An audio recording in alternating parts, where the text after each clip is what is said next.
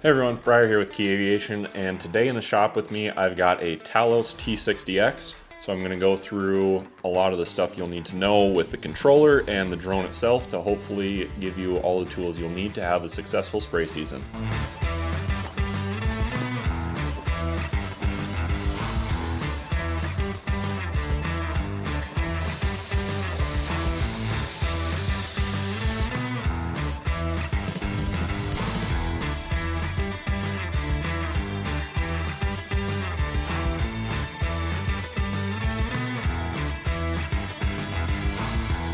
So opening your controller, this is the first screen you'll see.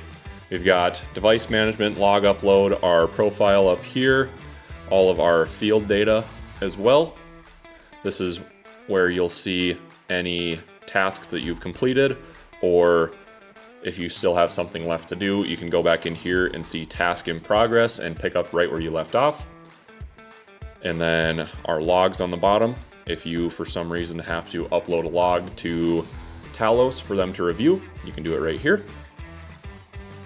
Our device management, this is where you'll be able to see any firmware updates that are needed. We can plug into our charger and see if there's any errors with that, or our aircraft, see all of our information about it there. And if you do need a firmware update, you'll just tap on firmware update, tap on aircraft, and then it's update all selected. Then on the bottom right, we can hit begin. I've got a bunch of errors because I'm inside and I don't have any of the arms unfolded. But the top row up here is where you can see your signal with the drone, how many satellites you have connected, and what reference it's using for its GPS. Here you can see the amount of battery left on the drone as well as the temperature of it. And then right next to it, we can see how many gallons are remaining in it. Then further over is how much battery your remote controller has, as well as if you have an external battery in there, you can see that in there as well. Now on the top right is our settings icon. We can see all of our drone settings on the first one. So we've got our connection route and return to home speed. Usually we'll have that about as high as it can go because you want to be in and out of the field as quickly as possible. And then your connection route, return to home altitude, that's situational. Right down here, we can update the home point of the aircraft, so where it will come back to when it's finished spraying. We can reset it to our controller location. We can tell it what to do when the tank's empty. We'll select return to home and task complete, return to home. And also remote controller signal lost. That's personal preference. I'll usually have it on return to home, as well as continuous task on signal lost. But there's some situations where I'd want it to hover so I can get into a better position to reconnect to the drone. Our spotlights here, we can turn those on and off. You can see behind me it lit up there. Next down here we have flight optimization. So auto route spacing adjustment. If you try to set it to say 26 feet for your swath width, it'll set it to 26.1 or 25.9 in order to get a little bit better coverage of the edges. Our smart resume shows either it will return to exactly where it quit spraying at, or it'll pick up, say, on the next row or something like that to save a little bit more battery. The tank empty point, as you're flying through the field, that little icon will pop up of where it expects to run out of chemical. Then we've got our alerts. So you can show an AR view of where the drone's going to land on the ground. And then you can visualize your routes on if you're flying an M+. Then we've got our flight protection. We'll put the max distance as far as it can go because there's some times where you don't have great access to a field. You really need that 6,500 foot flight distance. Then our max altitude set to 328.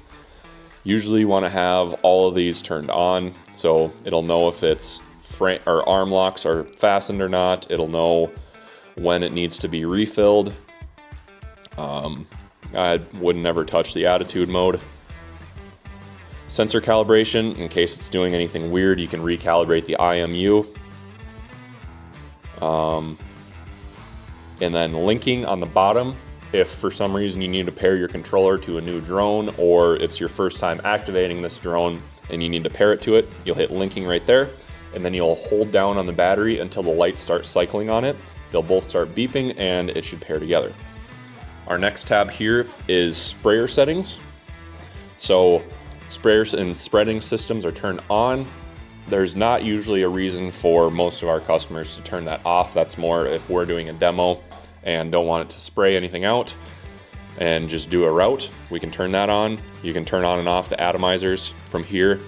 This will tell you what the flow rate is and how much it's sprayed real time. And then if your drone isn't reading its gallons correctly, you can set that manually right there. This will also tell you pump speeds. You can have it clean out hoses, so it's just gonna push out everything in the tank. Clear trapped air, usually before you start for the day, I'll hit that, make sure there's no air in the system and it's spraying as soon as it gets into that field. Here's your sprinkler type. Most of our customers are using centrifugal Most of our customers are using centrifugal sprinklers. And then calibrations here, you can calibrate everything with the spraying or spreading system, and as well as tear it if you need to. Next up is our controller tab. We have our sticks in mode 2. That's what most of America uses. You can change that if you don't like it for some reason. Then our calibration here, we can see as I move the stick around if it's going to 100%. If not, we can calibrate on the top there. We can also see instructions of all the buttons on the controller. And we can add in custom buttons if we want to. Our sensors, usually we'll have that on unless it's freaking out coming up to the trailer or going under power lines. You can turn that off if you need to. Here you have flatland or orchard or above water, different settings for different situations. A lot of the ground out here around Bismarck will be in hill orchard mode, but out eastern North Dakota we'll have flatland mode turned on. Next setting here is our automatic obstacle bypassing. So if we turn that on, it'll try to go around any power lines or trees that it senses. And then our radar settings, you can turn on or off enhanced obstacle avoidance. RTK, you can turn this on if you're using a RTK device, but we do not have one here, so we're going to have that turned off. Our next tab down here is our battery data. We can see the voltage of each one of our cells as well as its temperature.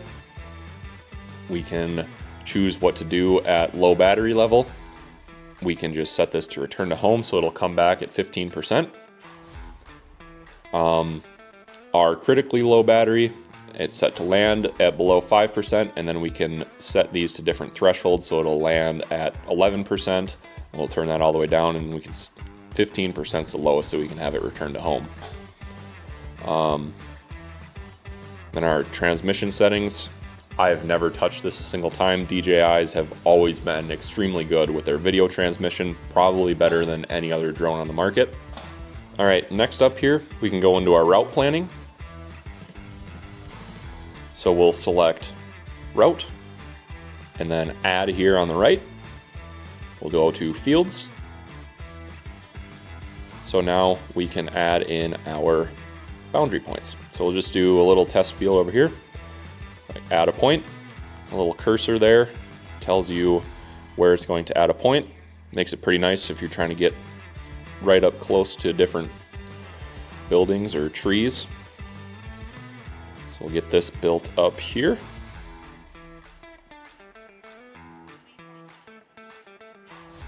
And then you'd see on the right side, we can put an obstacle in here, which there is a tree right here in this field. So we'll put that around there. And then we can also put a non-application area. So basically a non-spraying zone is what they call them on XAGs. And it's going to cut off its nozzles as it goes over that. And then we can adjust our route spacing, put it about 26 feet. Widen the overall field margins, so it'll push it away from the boundaries a little more, as you can see there, or get as close as you want to it. We can put it all the way actually to 0. And then obstacle safety distance, we can tell it how close we want it to go to an obstacle. And then we can change our start point to any corner point of the field pretty much, just by tapping those. Hit save. In our advanced settings, we can do a boundary operation here, or just a boundary, just the route. We can change our course angle here, turn off auto optimization, and you can just tap on those and that'll slowly adjust it. We'll just leave auto optimization on. Then our route segmentation down here, we can adjust it to only fly rounds 1 through 3 or 15 to 400. However many you're running, you can set it to do that. Then hit OK. And that is all of our route settings, so we'll hit save on that as a test. Now when we want to go in to use that, we can see here's our, you can add in a template if you want to. Put your application rate to 2 gallons an acre. You can adjust your droplet size from fine, medium to coarse. It gives you an estimation of what the droplets are going to be on the top, but that's not exact because every single chemical is different. So we'll just leave it at 300 there. Flight speed, I'll adjust that as to 45.3, 12 feet above the crops. And then our route spacing to about 26, which here you can see that optimization, it doesn't want me to go to 26. It's trying to jump from 23 to 27, but we can go a little bit higher on that. And then the flight, pretty hilly over here, so we can put it in Orchard Hill mode. Connection route speed, 45.3. Connection altitude, 23. I'll put that down to 12 so it doesn't fly way up in the air. No, won't let you go below 13. We can turn on obstacle bypassing if needed. And then we can also, on the right side here, add a connection point. So say we needed to follow this little road here exactly flying into our field because we got something in the way. You can add a connection point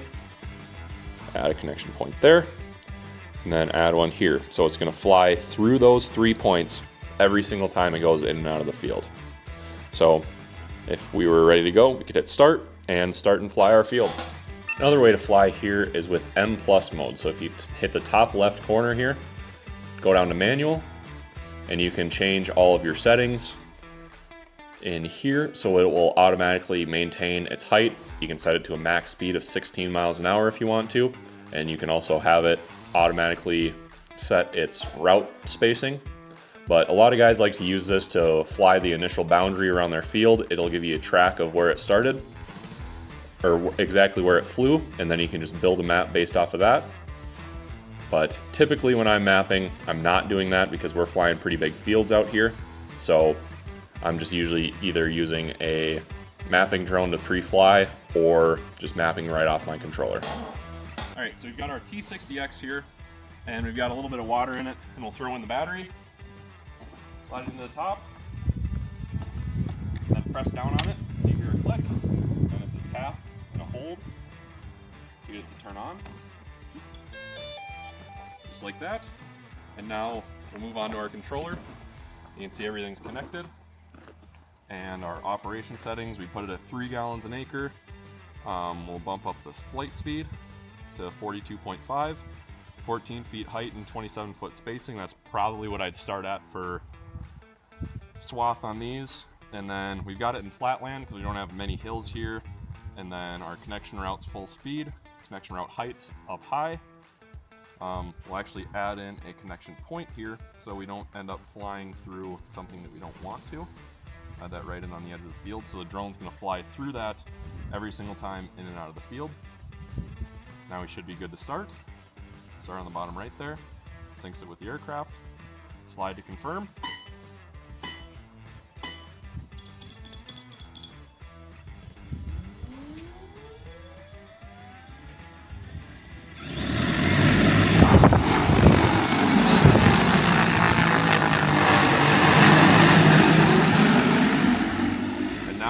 Tap on the bottom left part of the screen here. You can see the camera view. With the roller on the right side of your controller, you can move the camera up and down depending on what you want to see. On the bottom here, we can see our obstacle avoidance and what the radar is seeing. So if we get closer to any trees, which we should here at the end, we'll see that pop up at us. On the left side of the screen here, if you need to adjust anything as it's flying, like say we're a little bit too high or too low, you can bump that down to 12, and the drone will slow down and go down to 12 feet. Put that back up to 14. And then if you needed to change your rate as well, you can do that right here. So if you click the settings on the top right, you can actually see exactly what the aircraft is doing. And if you go down to sprayer, you can see how much is in the tank, how much is been sprayed, the speed of both the pumps and both the nozzles, which is good information to have if anything's not working. One thing the T60X is a little different from most other drones is it's extremely snappy and quick whenever it's flying. It doesn't really waste any time, and whenever we need to, if we're in the flight and say there's a rock pile coming up that we didn't map out, on the left stick I can just push up, the drone will go up in height, and then I let go of it and it comes back down. Right there you can see the obstacle avoidance kicking in. We had it a little close to that tree on purpose. And you can see on the right we have either return to break point or return to point 1. So if we pull up our map, our break point is the red one, and point 1 is where the drone is currently at. So if I flew it backwards, you can see point 1 moves with the drone. So we'll just hit return to point 1 here and resume. And it'll go back down to its 14 feet, start going again. You can see on that radar, we're a little close to that tree there. So we're gonna move right around it, fly forward, get clear of that tree, and then we're going to resume to point 1.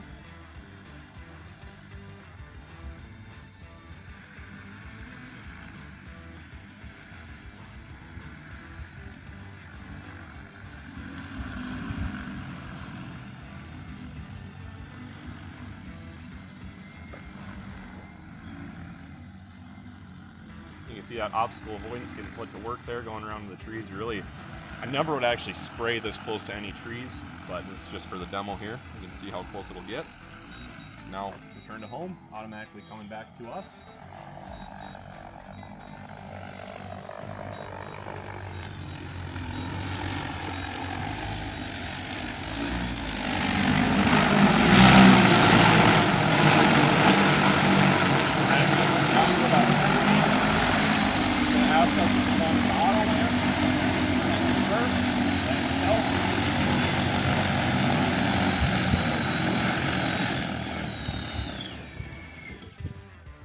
That's it. If you want any more information about the T60X or any other drone we offer, feel free to reach out. We'll have all of our information down in the comments. Thank you.